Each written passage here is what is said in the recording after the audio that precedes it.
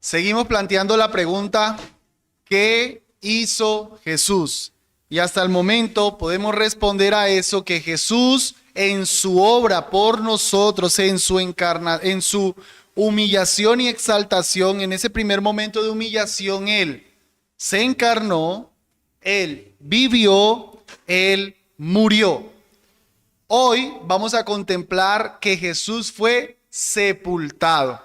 Yo estoy casi seguro que ninguno aquí ha presentado algún día el Evangelio en el que su disertación ha dependido de si Jesús fue sepultado o no. Es decir, que la persona que tenemos enfrente entre en debate con nosotros de si hubo una sepultura o no y que nosotros enfaticemos eso para que la persona sea salva. Muy probablemente no. Hablamos más de la resurrección, hablemos más de la muerte y ciertamente tiene más énfasis. Pero lo que quiero que veamos hoy, hermanos, es que la sepultura de Cristo es algo que hace parte crucial de la obra de redención, de todo lo que Él hizo.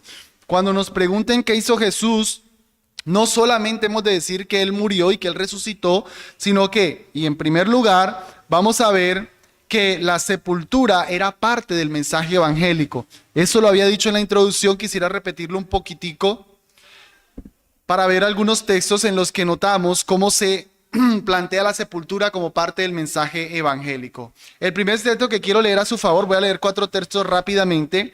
Isaías 53:9 dice: y se dispuso con los impíos su sepultura, mas con los ricos fue en su muerte, aunque nunca hizo maldad ni hubo engaño en su boca. Noten cómo desde Isaías 53 se profetizaba que el Mesías sería sepultado.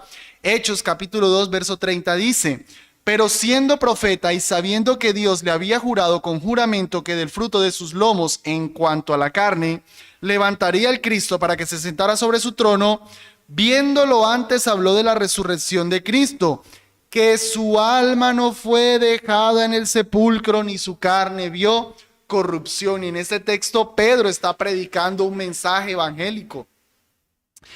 Otro texto, Hechos capítulo 13, versículo 29. Ahora es el apóstol Pablo predicando en Antioquía de Pisidia.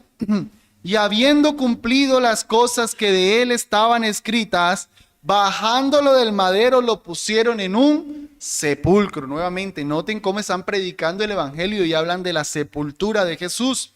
Y finalmente, 1 Corintios 15, del 3 al 4 dice: porque primeramente os he entregado lo que asimismo recibí, que Cristo murió por nuestros pecados conforme a las Escrituras, y que fue sepultado y que resucitó al tercer día conforme a las Escrituras. Sepultura nuevamente. Noten en esos 4 versículos otra vez que la sepultura de Cristo hace parte del mensaje evangélico, de la proclamación de la obra del Mesías. No estoy apelando a los textos de los evangelios en los que describe la sepultura, no, sino que en los evangelios hubo cosas que Jesús hizo. Jesús habló con Nicodemo y parte del mensaje evangélico no depende de que si Jesús habló con Nicodemo o no. Jesús hizo varias cosas que eso no lo proclamamos en el evangelio, pero la sepultura, ese evento importante, sí se proclama, sí hace parte del mensaje evangelístico. Ahora quiero que, habiendo visto que entonces la sepultura hace parte del mensaje de la proclamación, veamos que la sepultura hace parte de su humillación. Hemos estado viendo la obra de humillación de Cristo, que empieza con su encarnación, con su vida, de todo lo que hemos dicho, su vida de obediencia, su vida de sufrimiento, con su muerte y ahora la sepultura también como parte de ese proceso, de esa etapa de humillación que el Señor vivió. Esta sepultura es una humillación porque implica un descenso. Voy a leer Efesios capítulo 4, versículo 9. Es un texto clave para ver el descenso de Cristo. Dice: y que subió, ¿qué es sino que también había descendido primero a las partes más bajas de la tierra? Este texto nos está hablando de la ascensión de Cristo, pero nos dice, ¿cómo Cristo no iba a ascender si primero no había descendido a las partes más bajas de la tierra? Entiéndase entonces la sepultura. Ahorita vamos a discutir un poquito más a qué se refiere eso, pero por ahora entendámoslo entonces que el bajar es parte de la humillación, el morir es humillación y el ser sepultado es aún más humillación. Todo fue un proceso de humillación. Jesús está en los cielos coronado de gloria, se encarna, es humillación. Sufre, se humilla, muere, se humilla más, es sepultado, más humillación. La sepultura es parte de la humillación de Cristo. Es también humillación porque implica llevar la maldición del pecado. Y aquí empezamos a ver un poquitico la relevancia de la sepultura.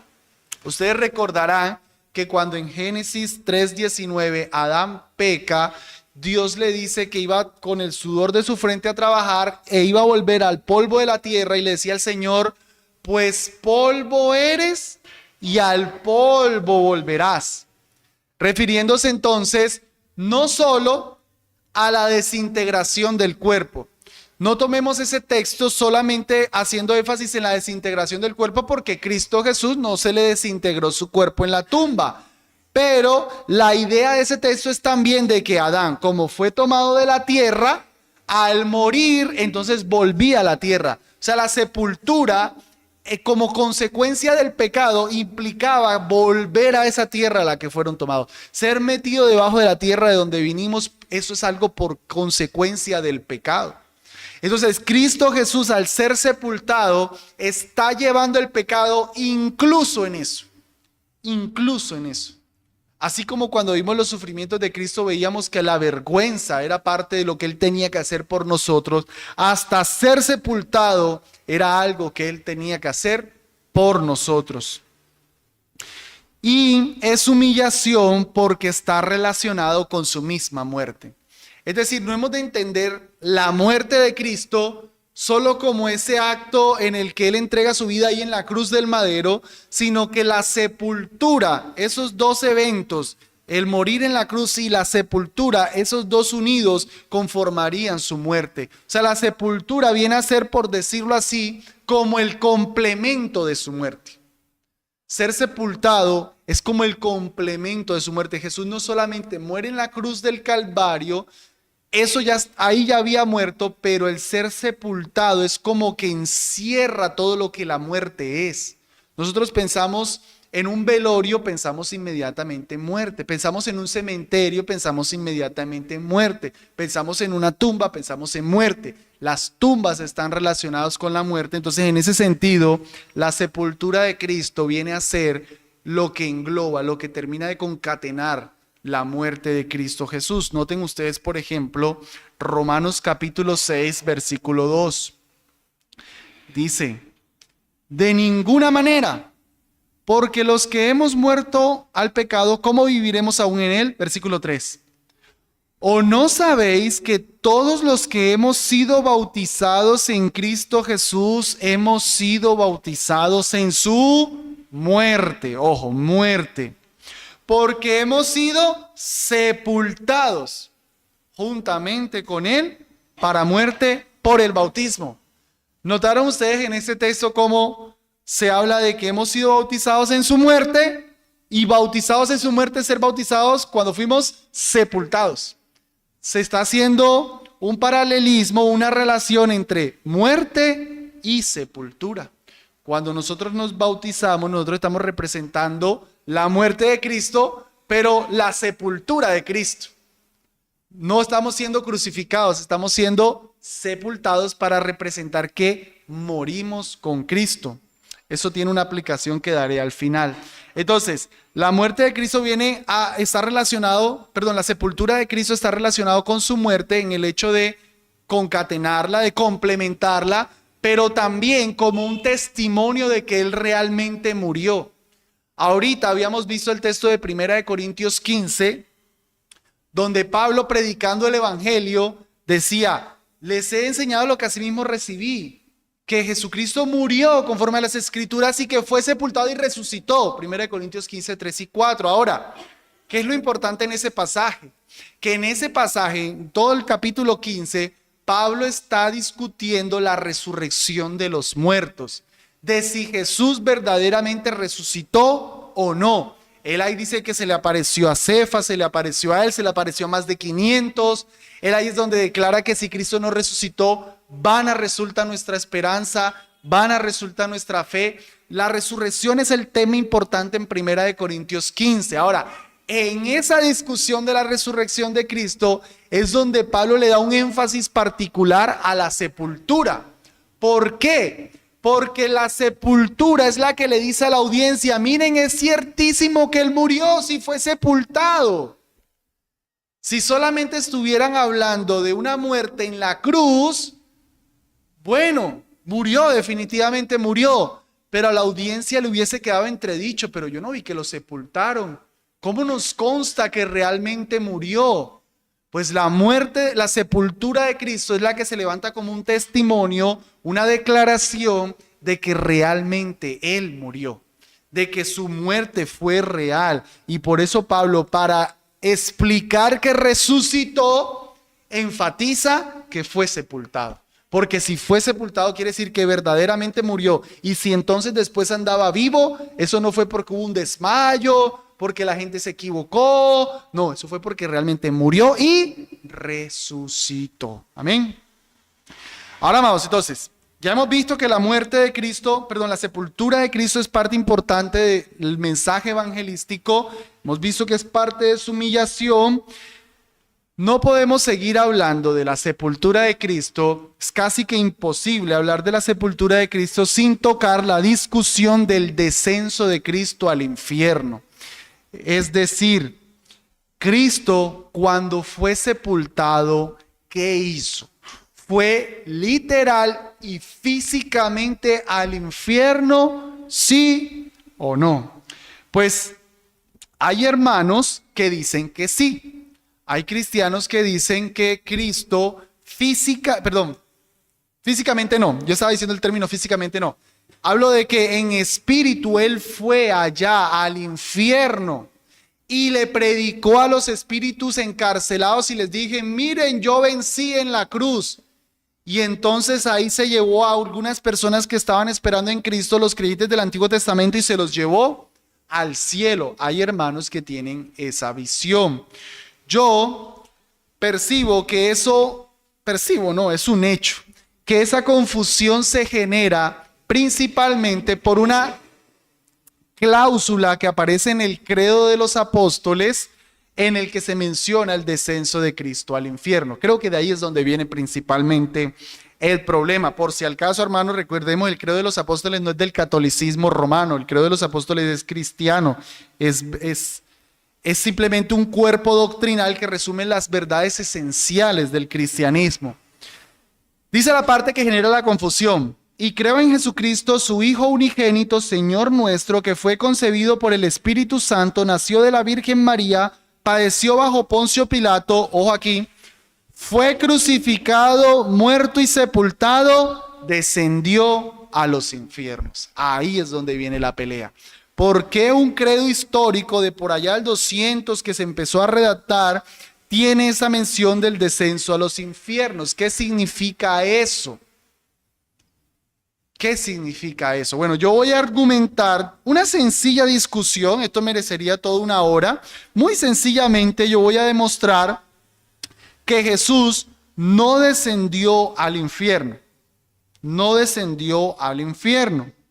Y que por el contrario, esa frase de ese credo debería ser o bien eliminada o en el mejor de los casos entendido como los sufrimientos de Cristo que llevó en la cruz del Calvario.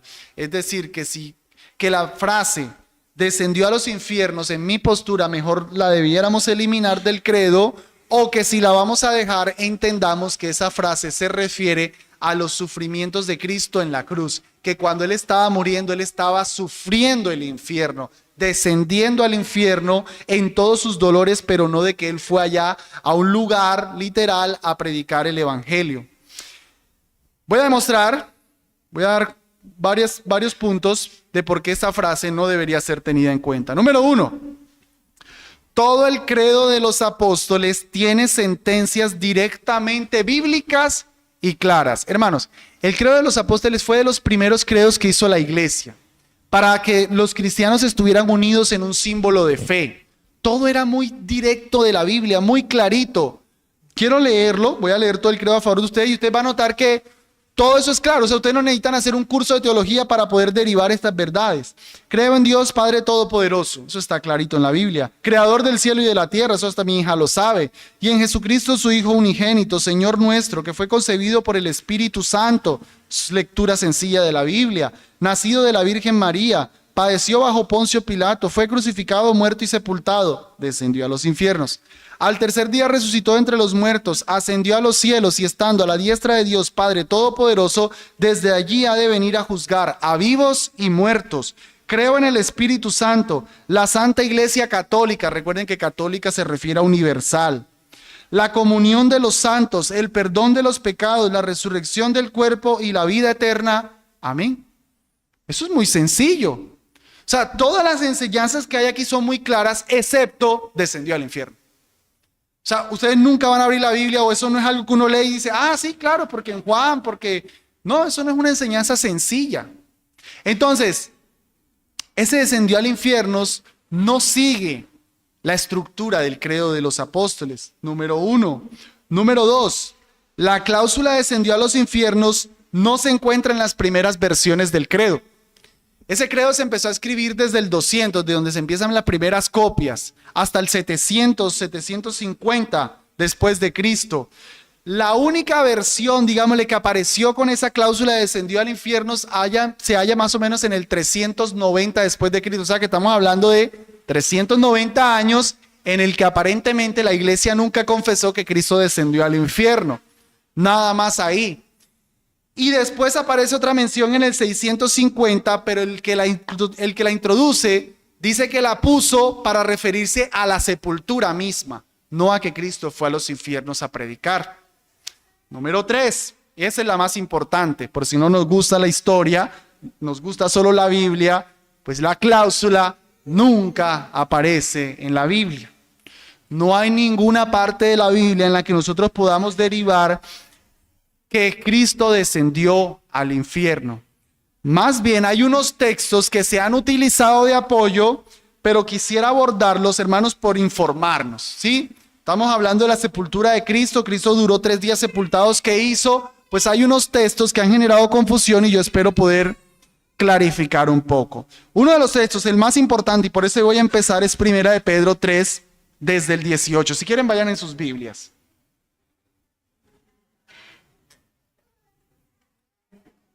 Primera de Pedro, capítulo 3, versículo 18.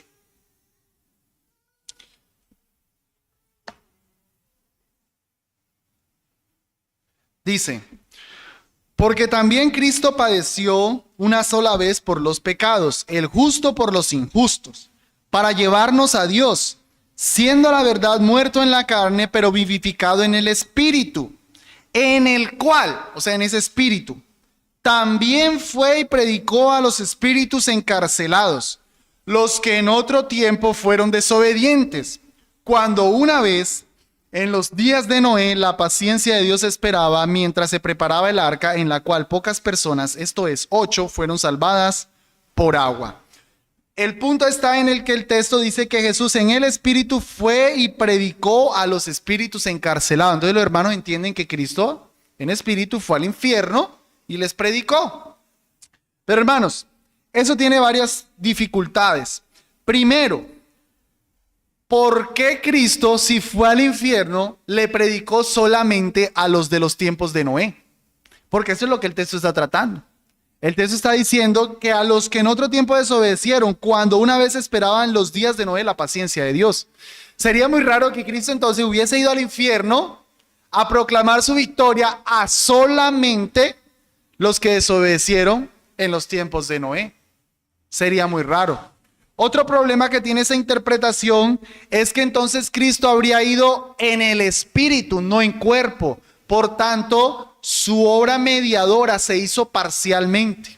Cuando nosotros entendemos la mediación de Cristo, la entendemos como Dios y hombre, verdadero Dios y verdadero hombre. Pero si como hombre se quedó su cuerpo en una parte y fue su alma nada más, no tiene sentido, no refleja que verdaderamente nos representó, que verdaderamente hizo algo en su humanidad, porque su cuerpo se quedó en un lado. Más bien, hermanos, hemos de entender que esta mención de que Cristo en el Espíritu fue y predicó en los días de Noé, es decir, que cuando Noé predicaba, Cristo estaba proclamando junto con Noé a esas personas que en el momento en el que Pedro está escribiendo están encarcelados. O sea, están en el infierno, están siendo juzgados.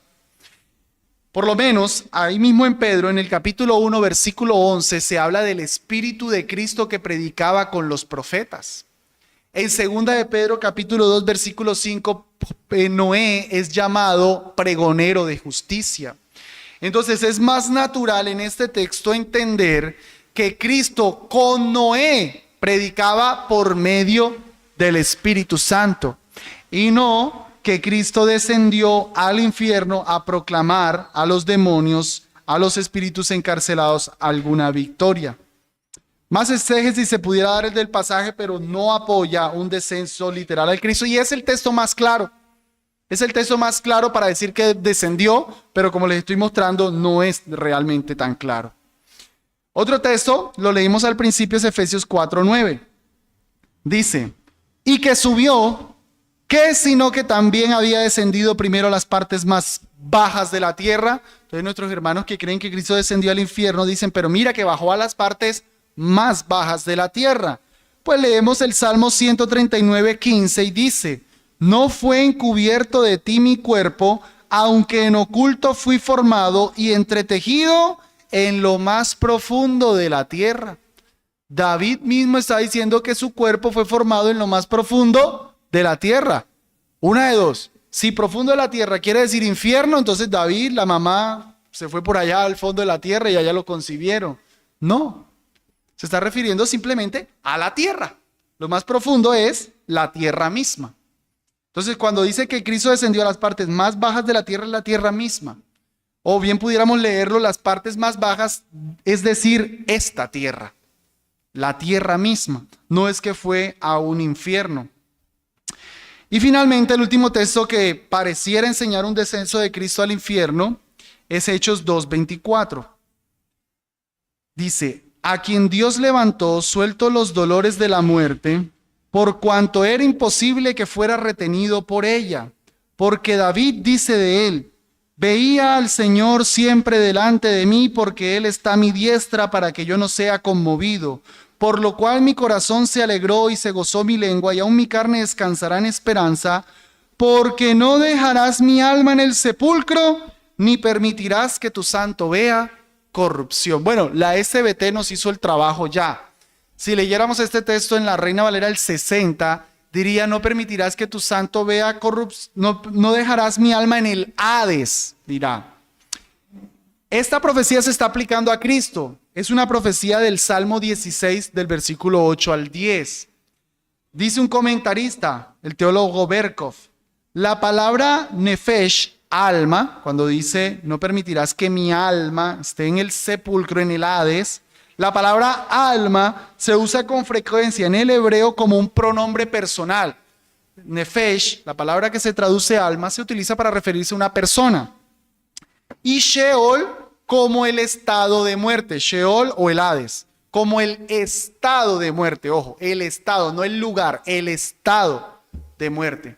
Así que sencillamente lo que la profecía aplicándose a Cristo está diciendo es, no permitirás que tu santo, es decir, Cristo Jesús, sea dejado en el estado de muerte. Y ciertamente no fue dejado en el estado de muerte, porque a los 3 días nuestro Señor Jesucristo resucitó. Como pueden ver, hermanos, en esos 3 pasajes que cité, pudiera haber otros 2 más, pero estos son como los más fuertes. No se enseña un descenso de Cristo al infierno. Y finalmente, y esto para irlo aterrizando bíblicamente, la cláusula presenta una contradicción teológica. Decir que Cristo descendió al infierno tiene la dificultad de que Jesús le dijo al ladrón en la cruz, ¿tú estarás conmigo hoy en el infierno? No, en el paraíso. Cuando Cristo murió, ¿a dónde fue? No fue al infierno, fue al paraíso. Y 2, en la hora de la muerte, Cristo encomendó su espíritu al Padre. Después de haber dicho, consumado es, Padre, en tus manos encomiendo mi espíritu, y murió. Le encomendó su espíritu al Padre, no su espíritu quedó para ir al infierno. Entonces, amados hermanos, habiendo presentado esta breve discusión sobre el descenso de Cristo al infierno, concluiría que la cláusula no debe ser tenida en cuenta, puesto que no tiene la claridad de todo el credo, no es seguro que apareciera en las primeras versiones del credo, no tiene testimonio en las escrituras y además tiene una contradicción teológica. Eso a mí en lo personal me hace rechazar la sentencia de que Cristo descendió al infierno. Si la vamos a dejar, y si ustedes alguna vez escuchan por ahí, porque de hecho hay catecismos que la tienen, catecismos reformados que la tienen, la explicación que normalmente la teología reformada hace es que el descenso de Cristo al infierno se refiere otra vez a los padecimientos de Cristo en la cruz del Calvario. Cuando Cristo decía, Dios mío, ¿por qué me has abandonado? Ahí Cristo estaba simbólicamente descendiendo al infierno. Ahí le estaba viviendo 1000 infiernos. Ahí le estaba llevando todos los horrores del infierno sin necesariamente ir al lugar. Eso se referiría entonces si aceptamos la sentencia. Ya para pasar a una aplicación de toda esta discusión, quiero que veamos la importancia de la sepultura. Mis hermanos, básicamente es por qué es importante la sepultura de Cristo. Definitivamente su muerte, su resurrección tienen un énfasis, pero la sepultura siendo parte, ¿por qué es importante la sepultura? Número 1, al ver a Jesús sepultado, tenemos la garantía de que nuestro Señor verdaderamente murió por nuestros pecados. Así como les decía ahorita, la sepultura se convierte en un testimonio de que realmente murió. Cristo, siendo sepultado, nos da la garantía de que verdaderamente murió. Cuando le lleguen a ustedes diciendo que Cristo se desmayó, que a Cristo le dio una enfermedad extraña que hace parecer que murió, ustedes recuérdense, Cristo fue sepultado. Amén. Y su sepultura nos ratifica su muerte. Número 2, al ser sepultado, entendemos su gran amor al descender tan bajo por nosotros. Hermanos, imagínense el cuadro de Simón de Cirene, el que va y pide y lo envuelve en unas sábanas y ahí junto con Nicodemo. Imagínense ese cuadro, hermanos. O sea, el Señor todo moribundo, lleno de sangre, ya muerto, siendo tomado por 2 hombres, bajándolo, cargándolo para llevarlo a una cruz. ¡Qué humillación! Ese es el Dios, hombre. Ese es el Salvador del mundo. Ese es el poderoso, el que calmó tempestades, el que echó fuera demonios, ese. Que ahora tiene que ser cargado, cual bebé, moribundo, muerto más bien, y puesto en una sepultura. Eso es la humillación de Cristo. Y eso lo hizo, amado, por amor a ti y a mí. Fue hasta lo más bajo, por eso les decía ahorita, para podernos redimir de nuestros pecados. Número 3. Al ser sepultado, Cristo quitó los terrores de la muerte. Ahora nosotros, junto con David, podemos recitar que nuestro corazón tendrá esperanza y nuestra carne reposará segura, porque Él no permitirá que nosotros veamos corrupción eterna. Así como Él se levantó de esa tumba y venció la tumba, nosotros también nos levantaremos de la tumba y venceremos esa tumba por nuestro Señor Jesucristo. Amén. Y número 4, en el bautismo, en nuestro bautismo, representamos esa sepultura con Cristo. Amado hermano, así como cuando uno de casado mira su anillo y recuerda sus votos, mira tu recuerdo cuando te bautizaste. Ese día tú estabas siendo sepultado juntamente con Cristo. Ese día tú estabas dramatizando que tú moriste con Cristo Jesús, que esa muerte fue tu muerte. No tenemos que dramatizar colgados en una cruz, gloria a Dios. Dramatizamos su sepultura en nuestro bautismo. Y dice Colosenses capítulo 2 versículo 12, sepultados juntamente con Él en el bautismo, en quien también resucitasteis con Él por la fe en la operación de Dios que lo levantó de los muertos. Sepultados para luego resucitar con Él. Así que tú fuiste sepultado, pero no para quedarte en esa sepultura. Así como Cristo se levantó, nosotros también somos levantados juntamente con Él para andar en vida nueva. La sepultura está pegada con la resurrección. Muertos con Cristo para después ser levantados con Cristo Jesús. Si fuiste sepultado con Él en el bautismo, es para ser levantado a una vida nueva. Amén. Vamos a orar. Señor Jesús, te alabamos y te damos gracias por esta obra que hoy entendemos un poco más, porque fuiste sepultado también para llevar por nosotros todas las consecuencias del pecado y para traernos salvación. Te alabamos, Señor Jesús, que esta verdad nos constriña y nos haga amarte y obedecer más, Señor Jesús. Te lo rogamos, Dios, para tu gloria. Amén.